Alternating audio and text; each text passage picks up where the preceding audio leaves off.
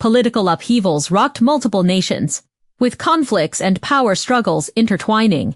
Japan's right-wing expansion, the Russia-Ukraine stalemate, and the Palestinian-Israeli impasse highlighted global instability. Deepening rifts between the US and Europe unfolded alongside the rise of the Global South and technological transformation. Amidst this turmoil, the aspirations for peace and development struggled to take root. The first rays of dawn in 2026 swept over the Statue of Liberty in New York Harbor, illuminating the tumultuous legacy of 2025. The international stage that year resembled an oil painting disrupted by a fierce storm where the deep hues of conflict, the somber tones of crisis, and scattered glimmers of peace intertwined, sketching an era of disorder and power realignment. The commemorative bells marking the 80th anniversary of victory in the world anti-fascist war had barely faded when the bedrock of peace, once a global consensus, began to crack under the impact of multiple forces. No one could precisely predict where the next move would fall in this global power chess game. But the unfinished stories and unsolved dilemmas of 2025 had already laid the in the courtroom of Nara District Court, Japan. Winter sunlight streams through tall windows onto wooden benches, yet fails to dispel the heavy atmosphere. On November 19, 2025, Tetsuya Yamagami, the assassin of former Prime Minister Shinzo Abe, stands in the dock. At the witness stand, his sister breaks down in tears as she begins to recount the tragedy of how their family was consumed by a cult.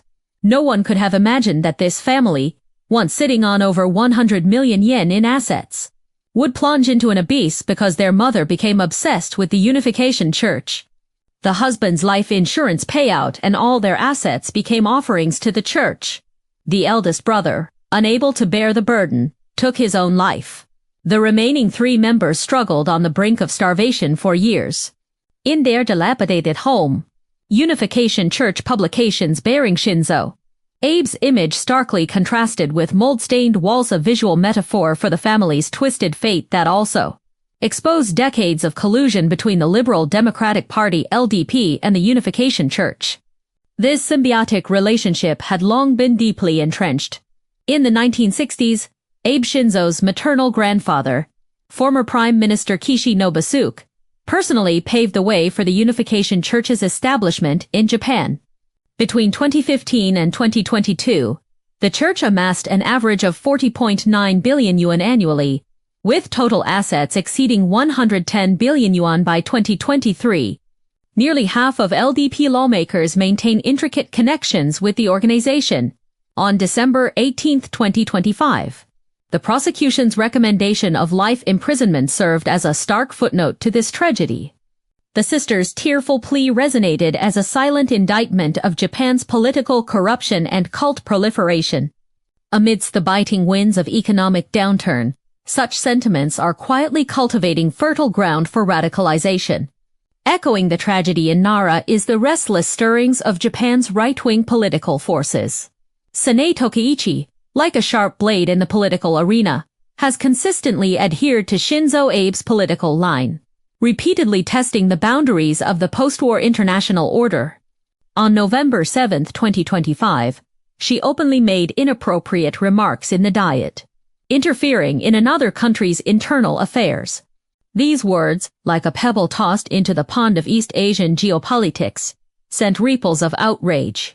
They not only severely violated international law and fundamental principles of international relations, but also gravely undermined the political foundations of relevant bilateral ties.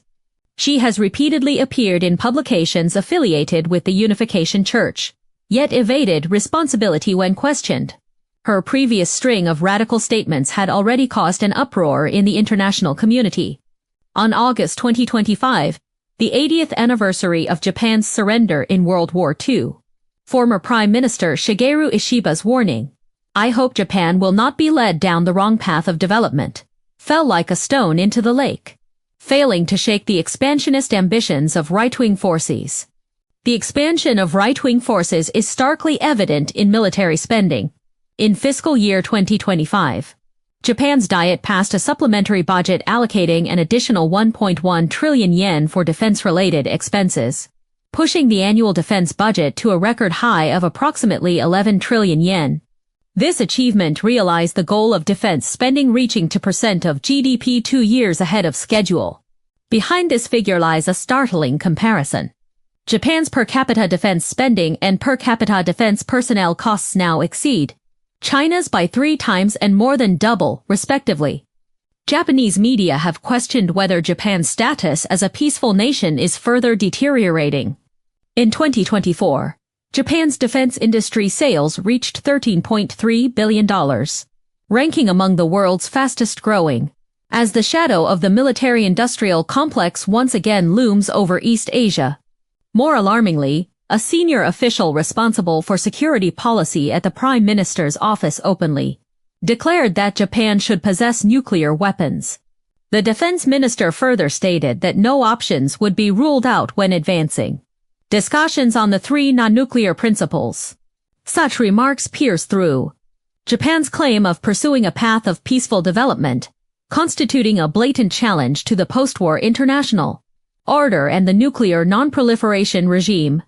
While right-wing forces aggressively push for military expansion, ordinary Japanese citizens bear the crushing weight of deteriorating livelihoods. Persistently high prices and mounting social security pressures contrast sharply with the government's massive military spending, fueling growing public discontent. We pay taxes not for military expansion, we want livelihoods, not armaments. Citizen rallies protesting the government's military expansionist course have erupted across Japan. Japanese scholars point out that defense expenditures exceeding 10 trillion yen impose an extremely heavy burden on Japan's already sluggish economy with shrinking fiscal space.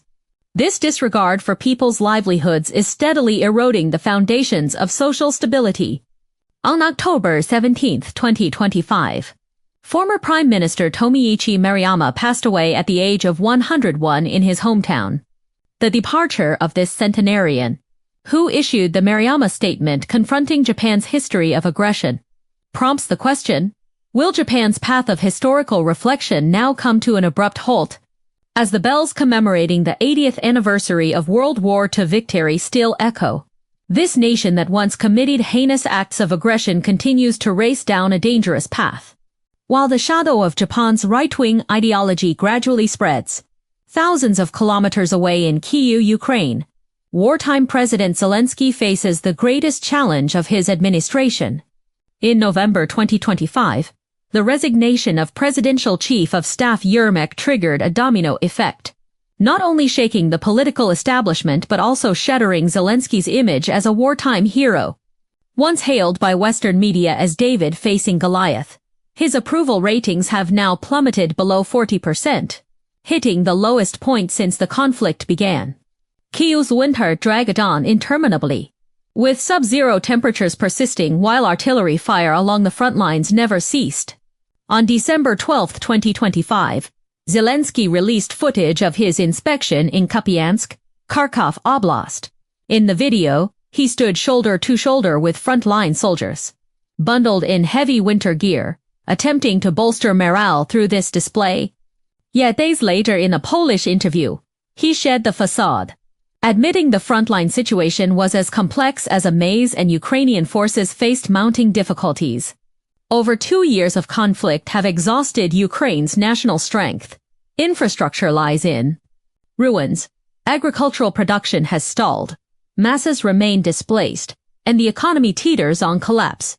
Meanwhile in Moscow, during the annual year-end briefing on December 19th, President Putin made a rare personal reference.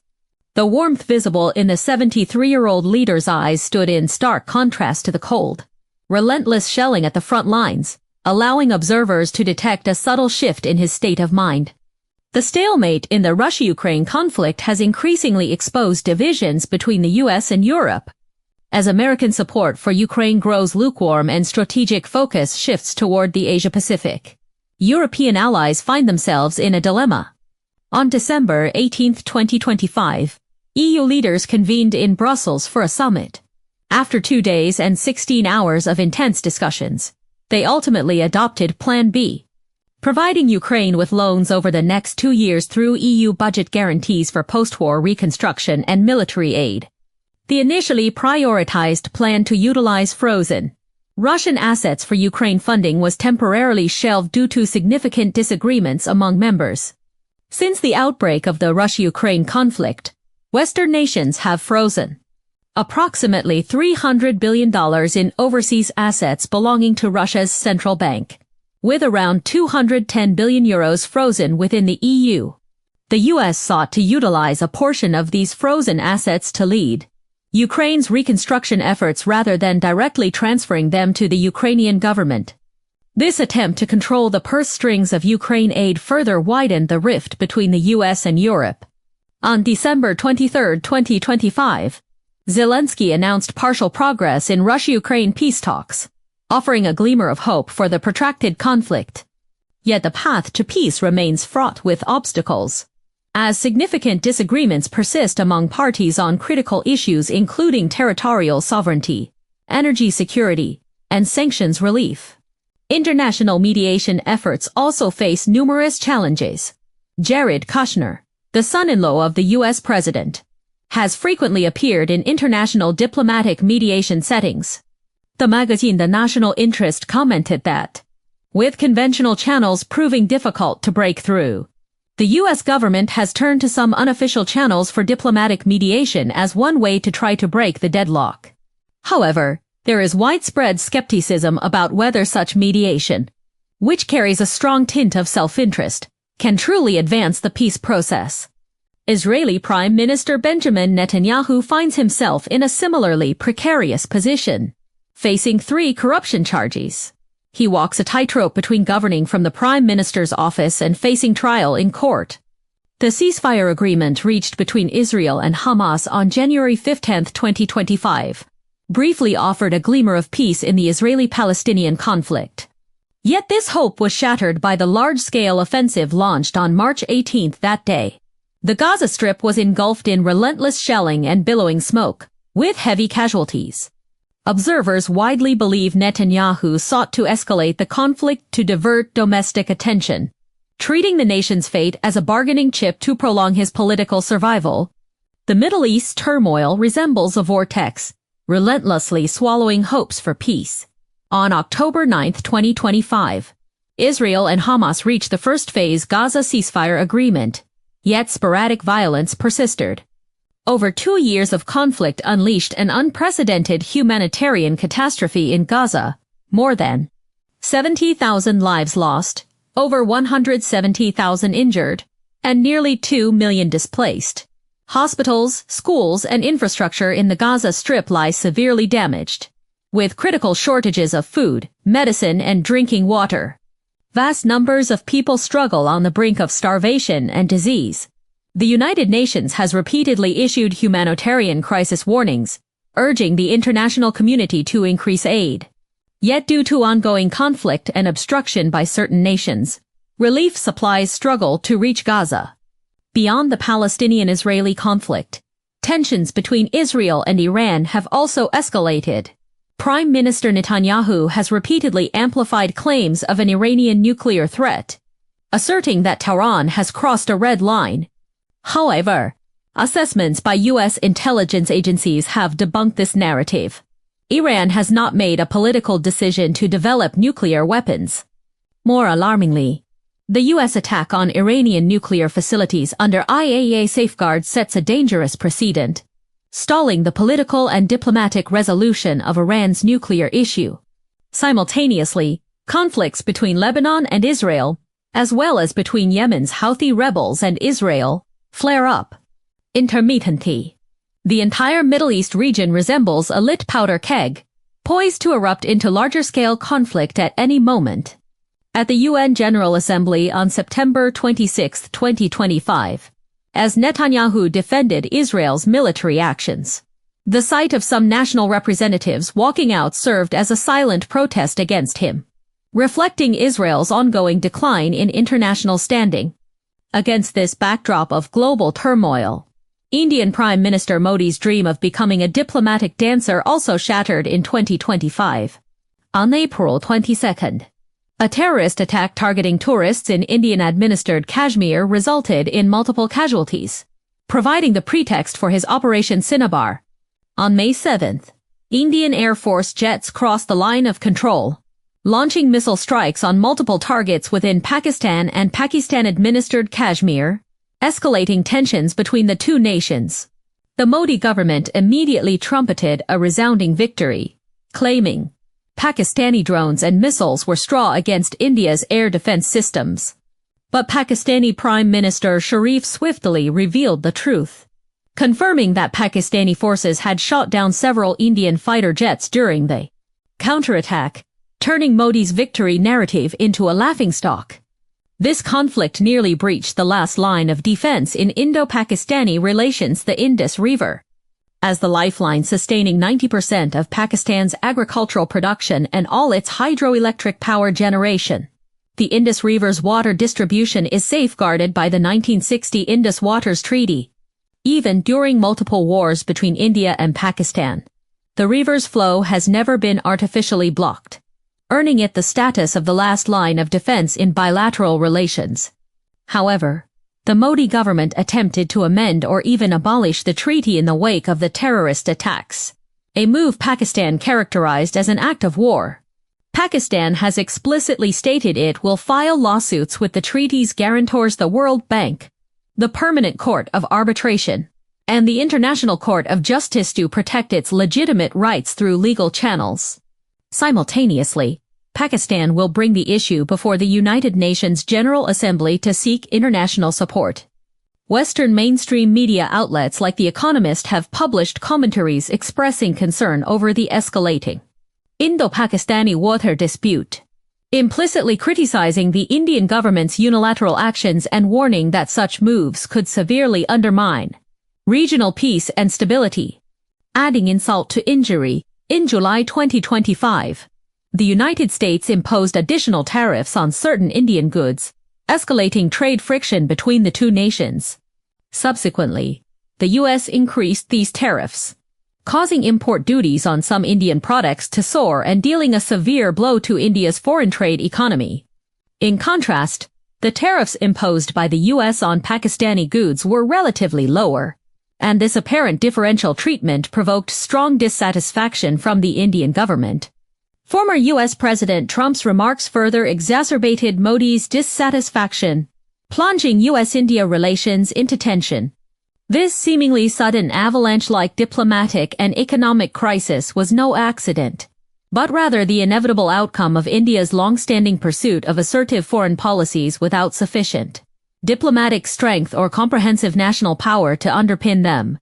On December 11, 2025, nearly 6 months later, Modi and Trump held a phone conversation to discuss issues, including the U.S.-India trade dispute.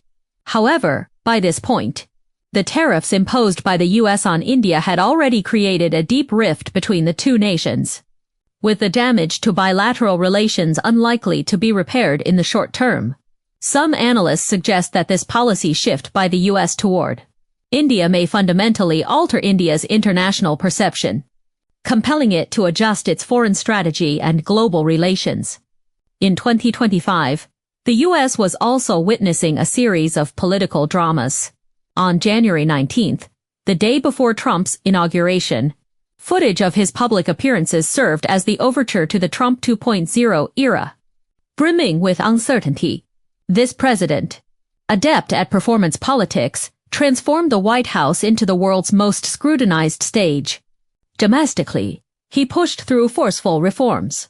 Internationally, he recalibrated strategic priorities. Each decision felt like a boulder tossed into the global pond, sending ripples across the international landscape. On April 2nd, the U.S. announced so-called reciprocal tariffs on the vast majority of its trading partners, igniting the global tariff war. Over the past year, the U.S. has successively announced or threatened to impose tariffs on steel, aluminum, automobiles, films, semiconductors, and other products from its trading partners, with actual tariff rates reaching their highest level in nearly a century. This tariff war has severely undermined the multilateral trading system, disrupted normal international trade order, and drawn strong criticism from the international community. Multiple nations have rolled out countermeasures and accelerated de-risking from the U.S. through investment and trade diversification. Opposition within the U.S. has also grown, with several courts ruling the large-scale tariff policies unlawful. The negative impacts of the tariff war quickly spread to the U.S. domestic economy, causing rising prices, increased business costs, and job market volatility, while public dissatisfaction with economic conditions continues to mount. An early December poll by The Economist revealed that 25% of American respondents prioritized inflation and prices as the most critical issue, while 14% selected employment and the economy. This indicates that 39% of Americans view livelihood-related economic concerns as the nation's foremost. The economic predicament has been accompanied by severe turbulence in financial markets. In October, international gold prices surpassed $4,000 per ounce for the first time and have continued climbing since. Influenced by factors including the U.S. federal government shutdown, the Federal Reserve has cut interest rates 3 times since September. This further easing of monetary policy has diminished the appeal of dollar-denominated assets. Heightened international capital concerns over geopolitical tensions and dollar credit risks have driven flows into gold, the traditional safe haven asset. Central banks worldwide have steadily increased their gold holdings, pushing official gold reserves to their highest level in nearly a decade. The decline in dollar credibility and the soaring gold prices not only reflect rising structural risks in the global economy but also mirror deep-seated turbulence within the international monetary system. The U.S. Air Force's Thunderbirds aerobatic team, once a symbol of American military prowess, suffered a major setback in 2025. At 10:45 a.m. on December 3rd, an F-16C fighter jet with over 30 years of service crashed near Death Valley, California. The pilot miraculously ejected to safety. This was not an isolated incident. The number of U.S. military aircraft accidents surged significantly in 2025. On October 26th, an FA-18F fighter jet and an M-60R helicopter crashed successively in the South China Sea, tarnishing the final overseas deployment of the 50-year-old USS Nimitz aircraft carrier. These crashed aircraft, like rust on the armor of American military supremacy, exposed the predicament of aging equipment and a disconnect between old and new systems. They also shattered the invincible image crafted by Hollywood, revealing its fragility in the face of reality. Turmoil within the Pentagon was equally intense. At 45, Defense Secretary Haggerty, like a stone thrown into boiling water, launched a cultural battle against the Democratic Party's woke policies immediately upon taking office. On September 30, 2025, he and Trump abruptly convened 800 senior officers, announcing plans to replace diversity-based recruitment with physical fitness standards like push-up counts, while cutting 20% of active duty generals. While the U.S. military's 21.6% obesity rate does impact combat readiness, observers widely view this as Haggis's pretext for consolidating power. On October 2nd, the resignation of 4-star General Brian Fenton became the focal point of this internal conflict. This key commander, who hailed from the Green Beret Special Forces and served as head of U.S. Special Operations Command, organized a nighttime group run with Special Forces personnel the evening before his resignation. By demonstrating robust physical fitness, he directly countered Heger's criticism of the physical condition of U.S. military generals. This resignation scandal has become a concentrated manifestation of internal conflicts within the U.S. military. The nation's deep-seated divisions run bone deep. The MAGA movement has evolved from grassroots to elite, creating an unbreachable chasm with its original supporters. On November 15, 2025, Congresswoman Marjorie Taylor Greene, a staunch Trump loyalist, announced her resignation, laying bare the Republican Party's fractured state. The New York Times analysis points to a deeper cause: the stark divergence between grassroots, MAGA supporters and elite MAGA factions over the America First policy agenda. Grassroots advocates demand Trump fulfill campaign promises, prioritize working-class interests, and oppose elite monopolies. Elite factions, however, emphasize collaboration with Wall Street and monopolistic capital to protect vested interests. This fundamental disagreement ultimately drove the two factions apart. At the societal level, extreme wealth inequality is deepening social divisions. Data from the U.S. Federal Reserve for the second quarter of 2025 shows that the wealthiest 1% of Americans hold 31% of total household wealth, while the bottom 50% possess only 2.5% to 2.6%.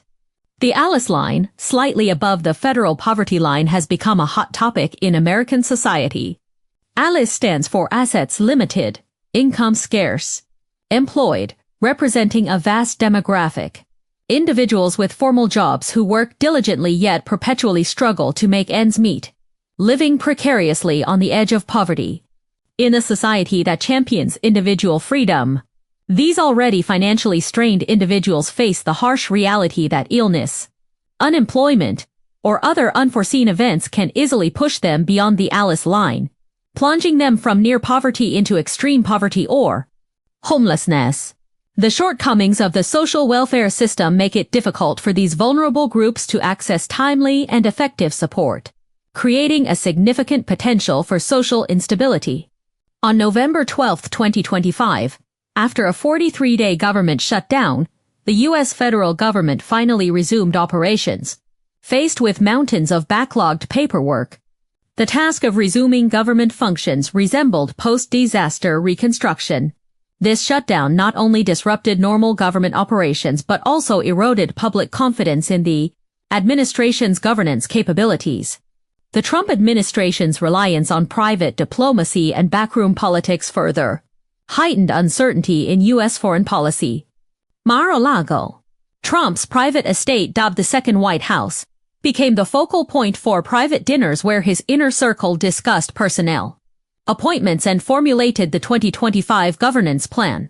On August 15, 2025, Russian President Vladimir Putin visited U.S. territory for the first time in a decade, holding an in-person meeting with Trump in Anchorage, Alaska. This marked the first U.S.-Russia summit since Trump's return to the White House, drawing global attention. However, the New York Times analysis suggests that Trump and his team approach international diplomacy with a real estate developer's mindset.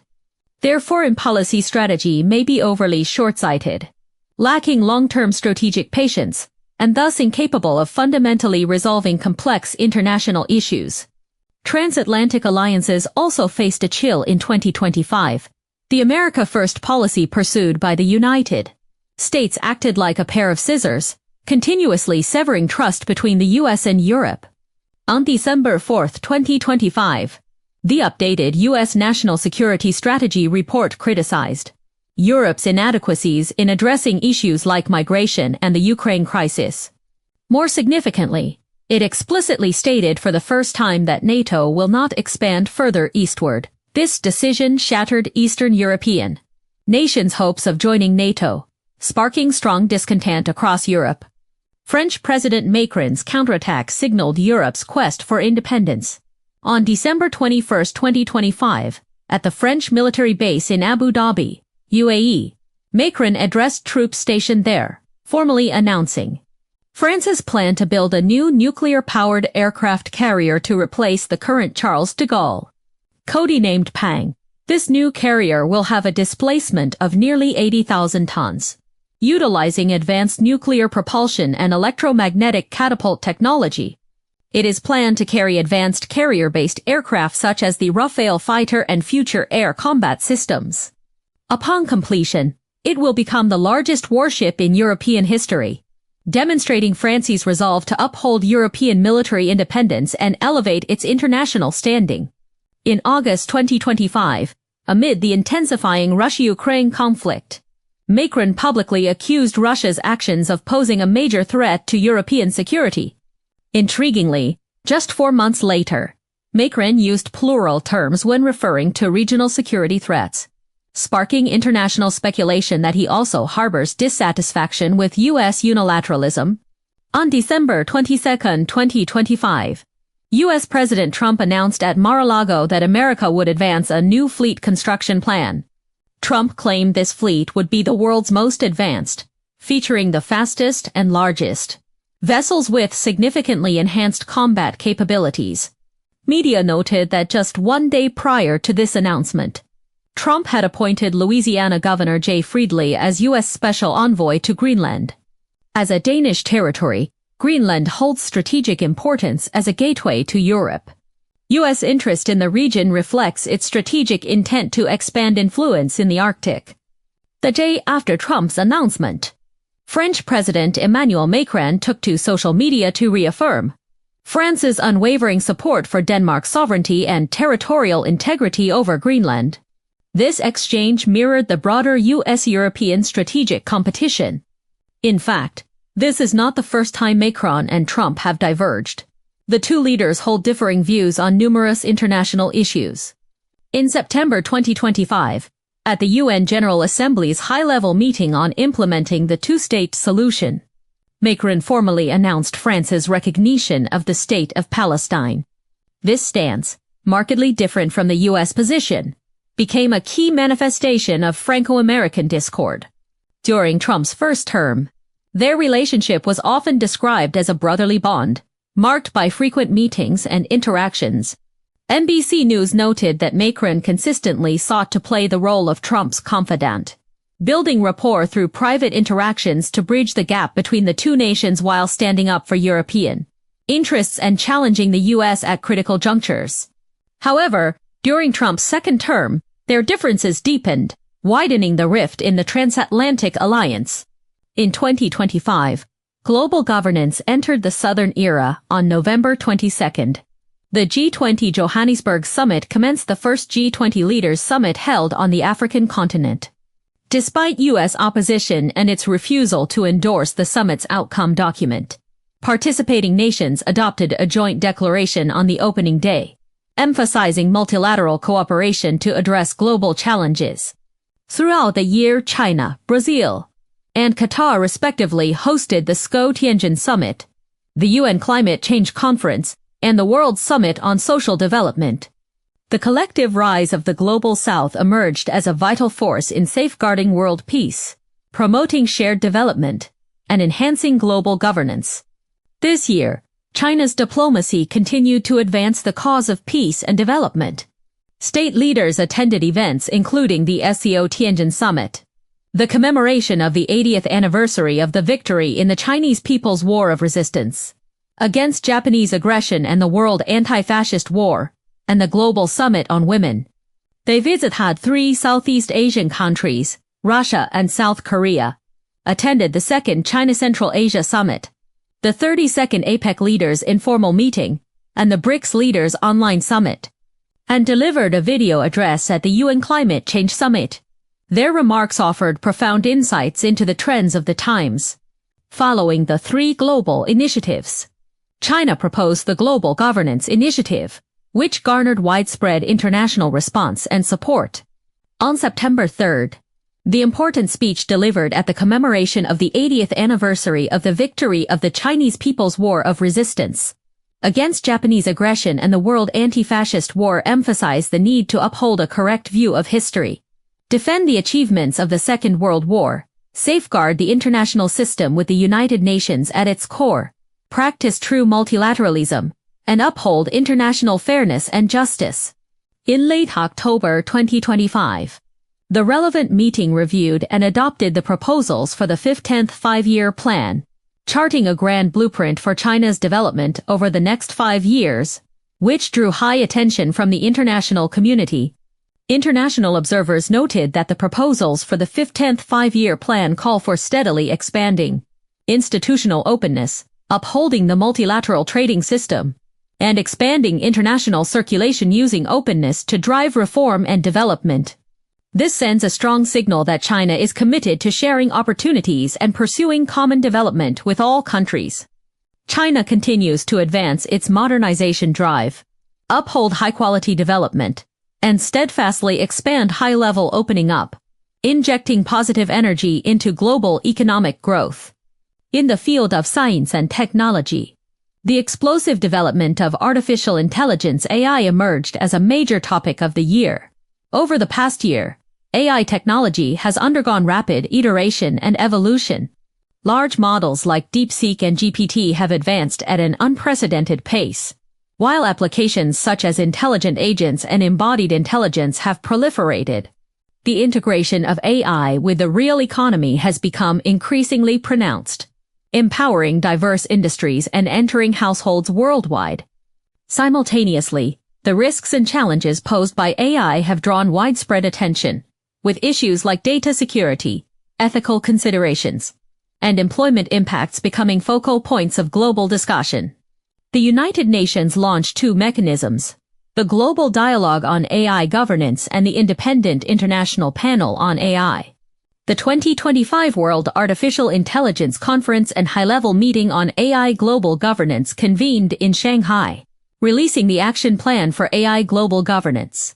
China proposed establishing the World AI Cooperation Organization and put forward the AI Plus, international cooperation initiative to promote the benevolent and inclusive development of global AI, championing the theme of intelligent era, shared future.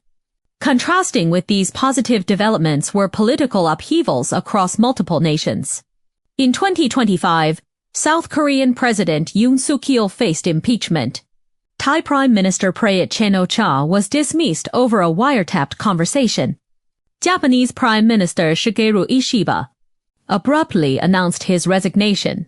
Peruvian President Dina Boluarte was impeached by Congress. And coups occurred in Madagascar and Guinea-Bissau. In presidential elections in Poland, Romania, and Chile, far-right candidates gained significant ground. Meanwhile, far-right parties secured record-high seats in parliamentary elections in Germany, Portugal, and Japan. This political turbulence, compounded by economic and social development challenges, underscored the stark interplay of change and turmoil in the global landscape. In the final days of 2025, global attention remained focused on multiple strategic dynamics. The G7 summit opened in Canmore, Alberta, Canada, yet could not mask the divisions among member states, with the United States' unilateral actions drawing criticism from multiple nations. At the UN Climate Change Summit, nations engaged in intense negotiations over emission reduction targets and financial support. While partial consensus was reached, the path to achieving global climate governance goals remains long. Looking back on 2025, the year's global events unfolded like an unfinished chess game. Pawns of power shifted across battlefields while the quest for peace struggled to take root amid turmoil. From the shadow of right-wing resurgence in East Asia to the raging conflicts in the Middle East. From the cracks in European alliances to the political divisions across the Americas. From rapid technological advancements to the arduous progress of global governance. Each event intertwined and influenced the others, weaving the complex tapestry of this turbulent era. The dawn of 2026 has already illuminated the Earth. Yet the trajectory of this global power chess game remains shrouded in uncertainty. The seeds sown and the dilemmas left behind in 2025 will continue to ferment and evolve in the new year, testing the wisdom and responsibility of global decision-makers while affecting the fate of every ordinary person. The world must rebuild consensus, defend the achievements of World War II, uphold the multilateral trading system, and confront global challenges through cooperation rather than confrontation, inclusion rather than exclusion. This may well be the only way to break the current deadlock.